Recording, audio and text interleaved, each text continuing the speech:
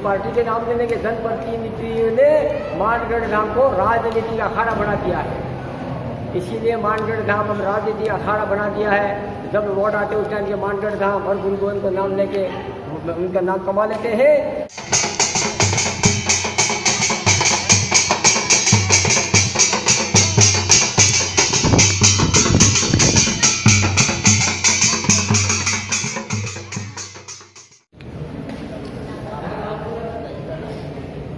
मेरा नाम रामचंद्र गिरी महंत मानगढ़ धाम।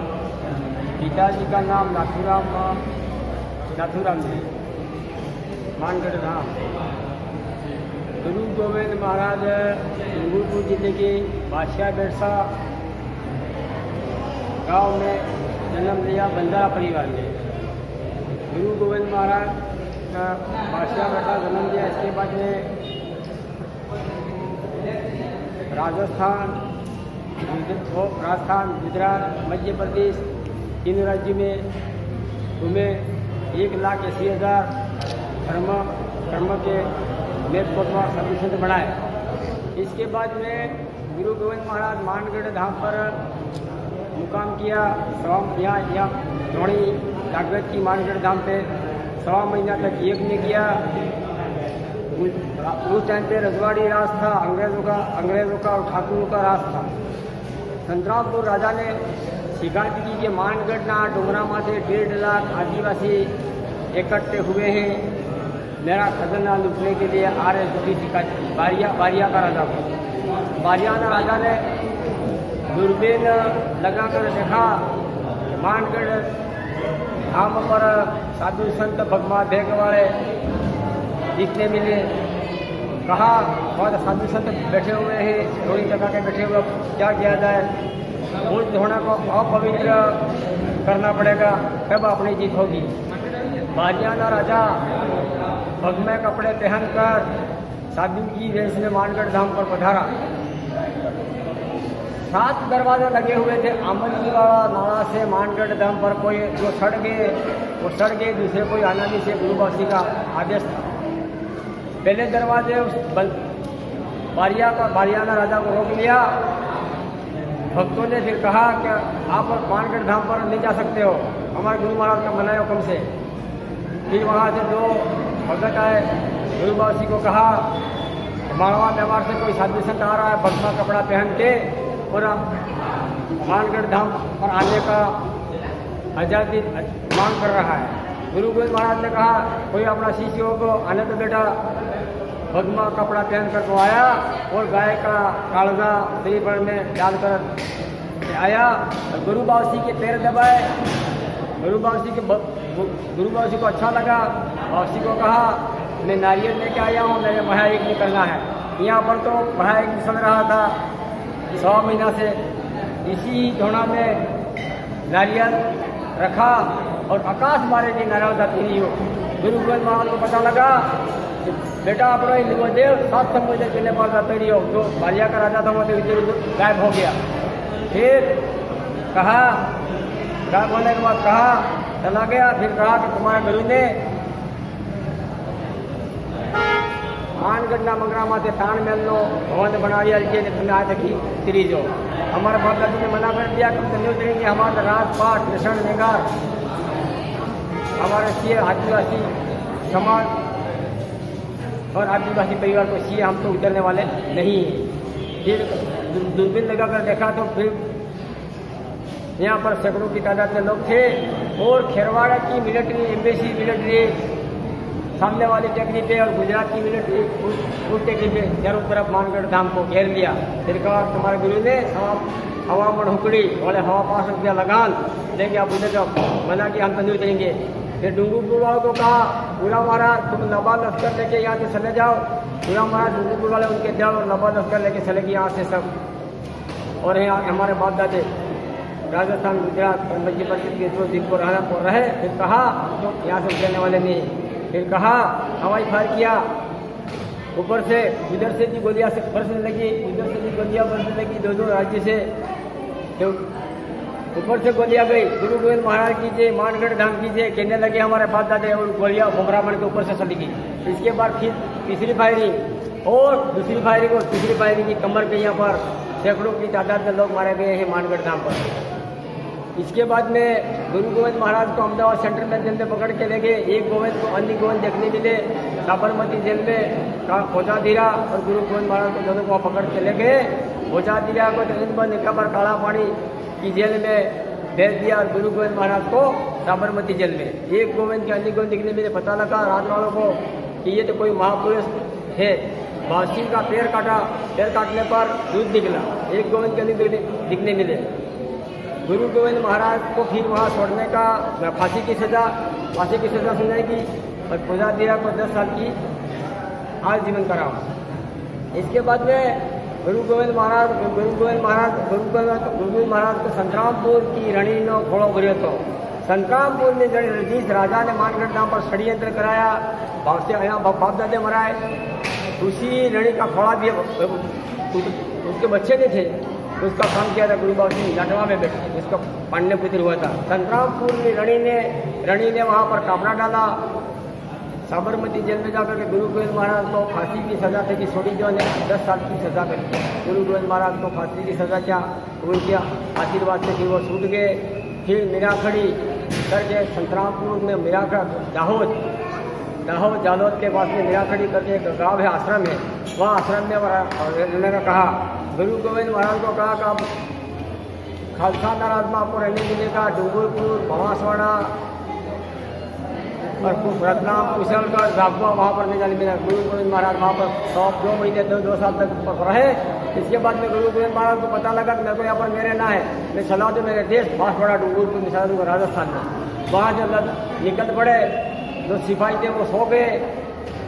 गंबोई के पास में लिबड़ी जालोद लिबड़ी के पास में आते हैं, उनको पकड़ लिए। कहा कि गुरु गोविंद महाराज आप कहाँ जा रहे हो, आप नहीं जा सकते हो।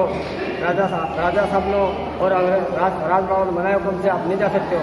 वहाँ पर गुरु गोविंद महाराज को 25 बीघा जमीन दी। वहाँ पर फिर उनका वहाँ आश्रम बनाया। हमारे बाप दादे राजस्थान के फिर गुरु बाबा सिंह कमुई द्वारा आने के बाद नजदीक पड़ने के बाद हमारे बाप दादे मेरे पिताजी जोशी महाराज और उनके शिष्य यहाँ बांसवाड़ा डूंगरपुर के सब वहाँ पर पधारे।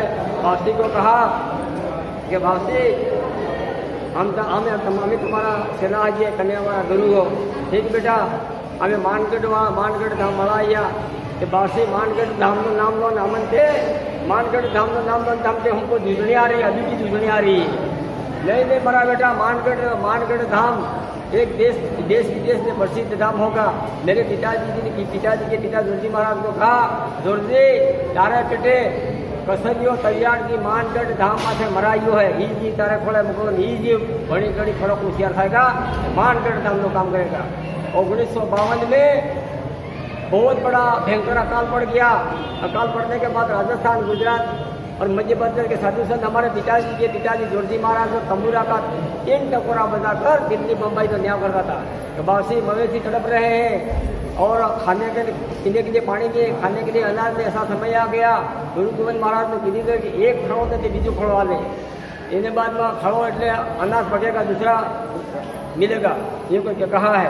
फिर एक को बाप दादा खड़े रह गए। कहा कि बावसी हमारे पिताजी ने कहा कि मानगढ़ डूंगरा माथे हवा मोर जोल दो घी ने हवा हवा तो निशान ने जांगी देरी डोलो डेनो मांगे बावसी पानी डालेगा। बावसी पदल तो जाओगे तुम्हारे गोरो जाओ ना बावसी हमारे अंदर पकवान अब्बा जी ने पदलता जावा दीजिए। थोड़ी नो सड़ावो काटी की गाज लीजिए से 7 दिन तक रात दिन बारिश गिरा और गेहूं सड़े पके। इसके बाद में माक्सर सिद्धि पूर्णिम का दिवस आ गया। फिर बाप दादा ने कहा अब क्या किया जाए। मानगढ़ धाम पर तो सरकार का जारनामा लगा हुआ है, मानगढ़ धाम पर कौन आता है कौन जाता है वो सरकार की निगाह लगी हुई थी। फिर मेरे पिताजी उस टाइम पे प्रधान थे आनंदपुरी पंचायत समिति के।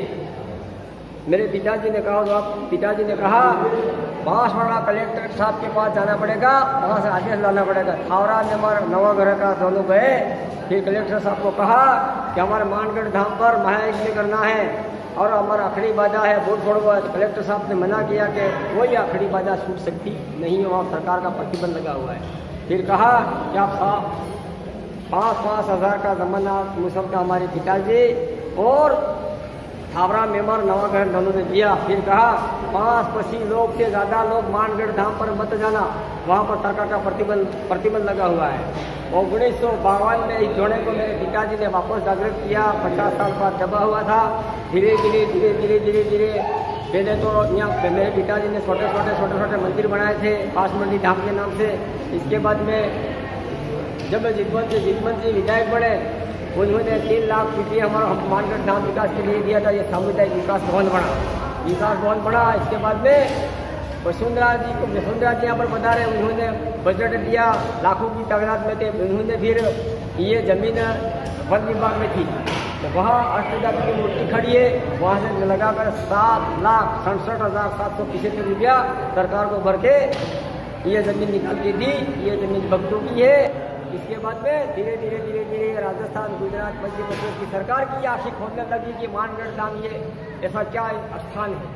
यहाँ पर मानगढ़ धाम राजस्थान, गुजरात किसी पार्टी के नाम लेने के जनप्रतिनिधियों ने मानगढ़ धाम को राजनीति का अखाड़ा बना दिया है। इसीलिए मानगढ़ धाम हम राजनीति अखाड़ा बना दिया है। जब वोट आते उस टाइम के मानगढ़ धाम और गुरुगोविंद को नाम लेके उनका नाम कमा लेते हैं। इसके बाद मानगढ़ धाम को कोई देखते नहीं है। वसुंधरा जी ने बहुत बड़ा बजट दिया है। मैं वो बातें कहता ही रहूँगा, बार कहता रहूँगा, क्योंकि वसुंधरा जी ने मानगढ़ धाम का विकास किया। सर्वप्रथम मैडम यहाँ पर आए, इसके बाद मानगढ़ धाम का विकास हुआ है। मैडम ने 23 करोड़ रुपये दिए थे मानगढ़ विकास के लिए। 23 करोड़ रुपये मानगढ़ धाम का विकास अभी दिख रहा है।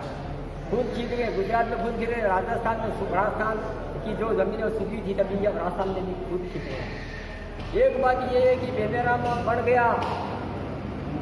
बेनाराम अभी कोई सरकार बेनाराम को देख नहीं रही है।